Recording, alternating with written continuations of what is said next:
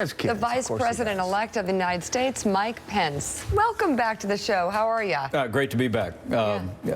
Doing great. It's exciting to be a part of this transition. We've got a historic pace. I think this transition and this. But what's it like, though? What's it like? You're from Indiana. In the last 40 years. What's it like being surrounded by all that gold all the time? Yeah. You feel like you're like in Egypt, like Pharaoh's Egypt. There's a lot of gold around Donald, right? You know there is.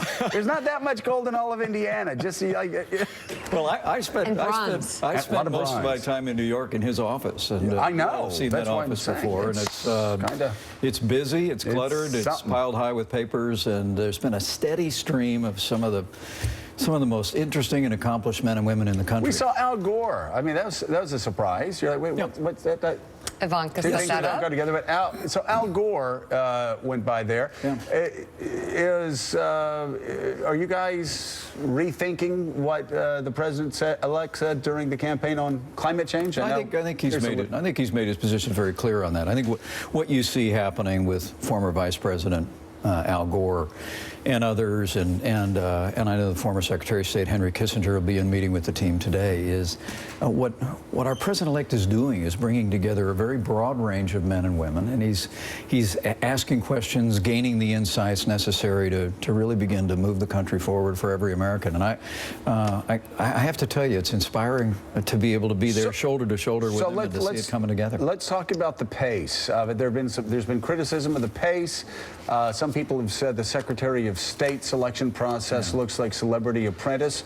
Are you guys filling enough positions quickly enough? Well, the president-elect is filling them more quickly than any transition for the last 40 years, including when Vice President George Herbert Walker Bush was putting his government together. It really is remarkable. Is that the case? It really is. You can look at it quantifiably. I mean, but it's all a reflection of the president-elect's energy and his decisiveness. I mean, this is someone who's saying from literally the morning after this election was called, or excuse me, the morning this election was called, we were right back in the office, and he said, be bringing people in front of me, and he's been making decisions, assembling a team, and I have to tell you, I couldn't be more inspired to be a small part of it.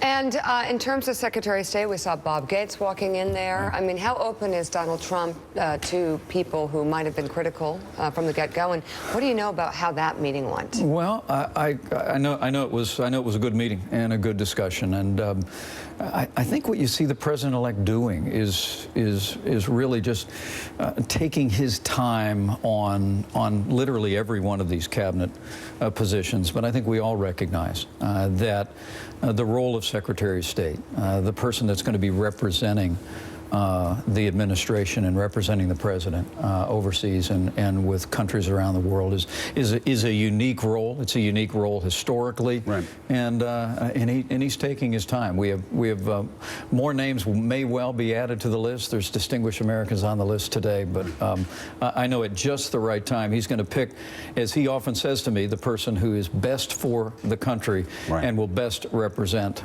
his administration in the world. Governor, I want to ask you about the carrier deal of last week. We said around this table that is great news for more than 1,000 men and women in your state, and I know you helped broker it, but some of the implications of that and some of the things you and the campaign have said after have concerned some conservatives who believe the things you've said are not consistent probably what they think you believe, which is that President Trump and his administration would intervene on a day-by-day basis. They would decide whether or not a private business should move jobs in and try to broker a deal with them. Donald Trump tweeted about a 35% tariff on American companies who produce things and try to bring them back into the United States. Those are not conservatives. Do you really believe in those things? Well, I believe I believe very much that the American people voted on November 8th for change. And change in our domestic policy and in many ways change in our economic relationships around the world. I mean, the president-elect ran on a commitment to renegotiate NAFTA. to pull out of the TPP agreement and to deal with countries in the Asian Pacific Rim on an individual basis and negotiate trade agreements that put American TPP? workers and American jobs. Did you support TP? You know, I did, but when I first sat down with President-elect, we talked about this. He pointed to the fact that whether it's NAFTA or some of these other large agreements, that when the United States enters into these agreements with multiple countries, right, accountability is very difficult, and getting out of them is very difficult. You're a free trader. Paul Ryan's a free trader. Kevin McCarthy's a free trader. Yeah. Obviously, this is far different than what the orthodoxy of our party has been for the past 30 years. How does Donald Trump get some of this legislation through Paul Ryan's House and Mitch McConnell's Senate if they don't believe, like he believes, that you should do carrier deals, that you should put 35% tariffs on China? Well, first, number one, Donald Trump and I both believe in the free market, and we both believe in free trade. But the simple fact is that the United States, under successive administrations, have been negotiating really bad trade deals. And as a candidate, Donald Trump called that out. And the American people agreed with him. I'm from the industrial Midwest. I'll tell you what, we've had one heartbreak after another over the last 30 years where we've seen good paying jobs going south of the border, going overseas. And Donald Trump has really described a two-step process that I think is a reflection of a belief in the principles of the free market. Number one is high taxes, excessive regulations, throw in Obamacare in the last 6 years, has literally been creating a weight on American business that's been driving companies out of this country. I mean, we have one of the highest corporate tax rates in the world. Donald Trump and I are committed to working with the Congress to lower that to 15%. To make the American economy more competitive is to recognize the power of the free marketplace, but negotiating trade deals and making sure that we put American jobs and American workers first, and that we put everything on the table, including a recognition that we want to remove, this is what I hear the President-elect saying, he wants to remove the incentive of companies to pull up stakes from places like Indiana and go to Mexico and gain an advantage to be able to build it there and sell it back. Knowing what I know about you and your background and your belief system, you don't believe that the federal government should intervene with private companies and tell them how to run their businesses. Sure. And that's what this is, and that's what a 35% tariff would be. Lowering the corporate tax rate to 15% is something completely different than imposing tariffs on people. So are you for the 35% tariff? Well, let me go back to the intervening part. Are you for the tariff, though, on the carrier thing? Well, I'm for us putting everything on the table in negotiations, in renegotiating NAFTA, and in negotiations with other countries. Including the tariff, 35%. Well, what we don't want to do is for companies to say it costs this much to manufacture it overseas and sell it in the United States, and it costs this much in taxes and regulations and other burdens to manufacture it here in the United States. We've got to put the American worker and American jobs first. But that's a belief in the free market.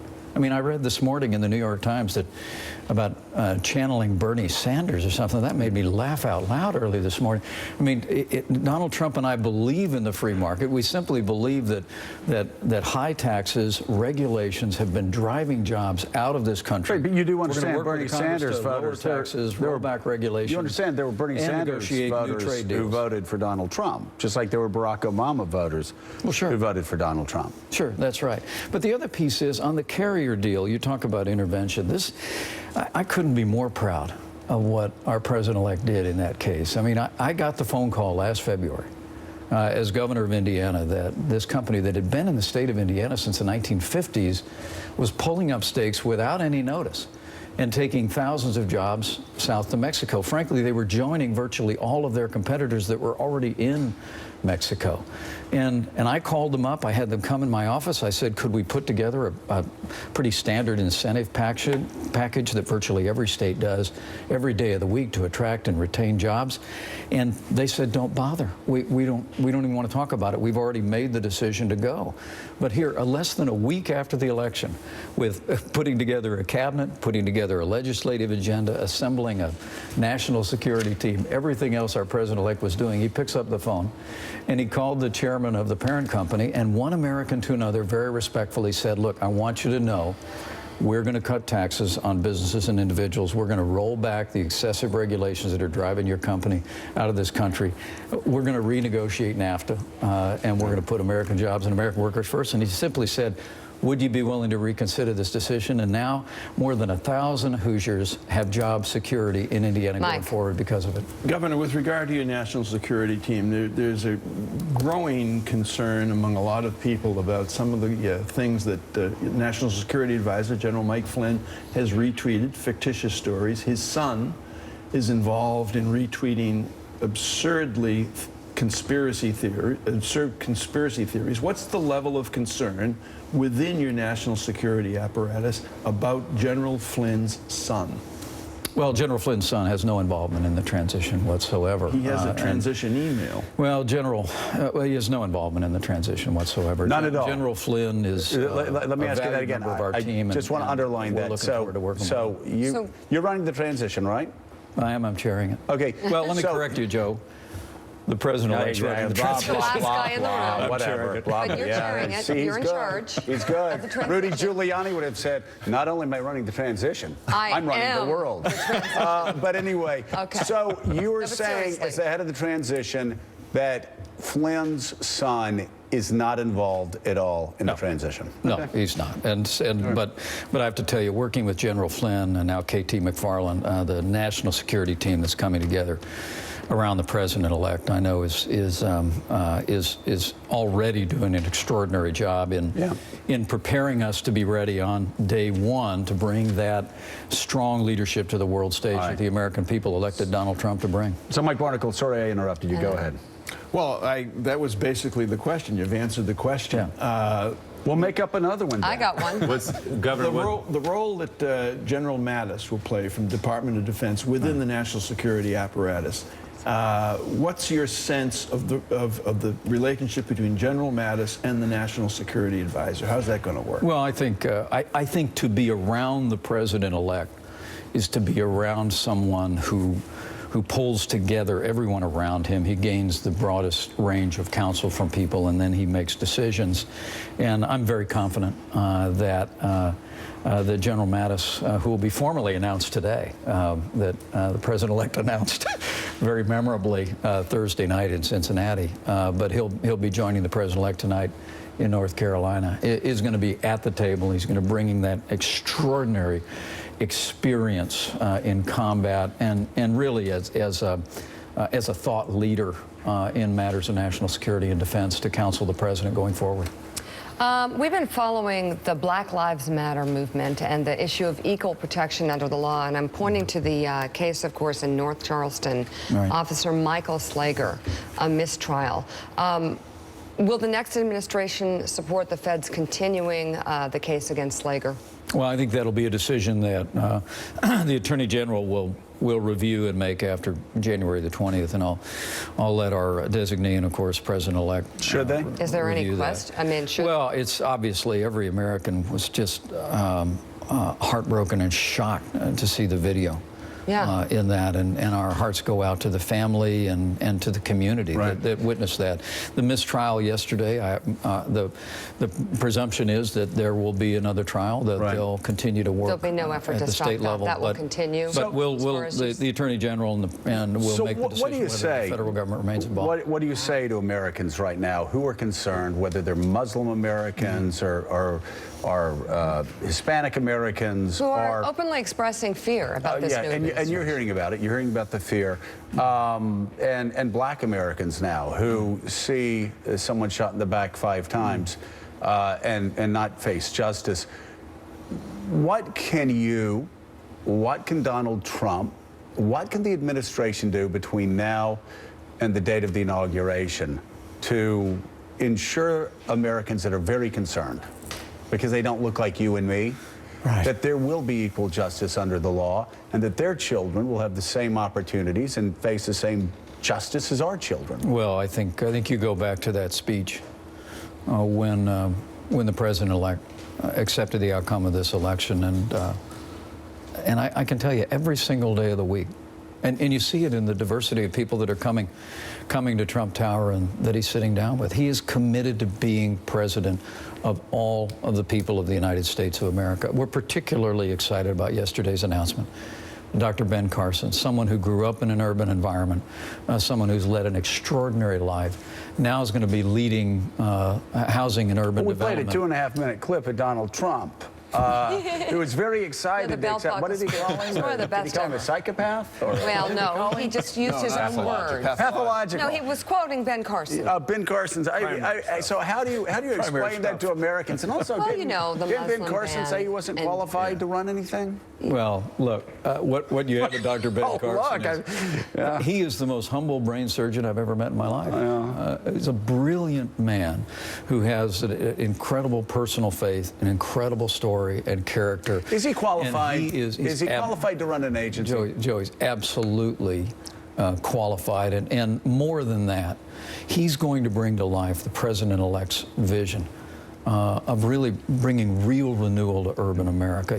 Remember that one of the most compelling messages that the president-elect delivered on the campaign trail is what do you have to lose, particularly to minority Americans and African Americans. He is absolutely committed to restoring law and order to the streets of our cities, to creating educational opportunities, expanding educational choice, creating jobs and opportunities that for too many Americans in our cities have just not been the reality now for generations. And I'm telling you, when the doors are closed or when the lights are on, the message is the same, the passion is the same. Donald Trump is committed to bringing prosperity and growth and enhanced security and safety to every American in every community. Is Karen here? Where's She wife? is. Karen. You guys travel together. Come on, I love Karen. this. Come on over here. Your family is always traveling. I don't know how. You're always how with they do them. it. Yeah. That's pretty good. You have to keep him in line, don't you? Well, there's that. Seriously, and you bring your daughter with you, and it's hard. I mean, I know. How you doing? It's really hard. Can I ask you? Yeah. I asked Mike this. All that gold at Trump Tower. Like, is that what your house looks like back in Indiana? Actually, we live in the governor's residence, so it's a pretty nice house. Pretty nice house. I'll tell you what, one of the things that we discovered when we first sat down, and not just with the president-elect, but with his family, was one of the things that we have in common is to know the Pences is to know a family. Yeah. To know the president-elect is to know a family. That's what he said. And we really share that. All right, Well, guys. thank you. Thank for you so coming much. on. Thank you, Karen. Appreciate Vice it. President-elect Mike Pence, thank you. Your people say you must go. Much more Yeah. Morning Joe in just a moment. Didn't yell that in our ear. Please be careful there.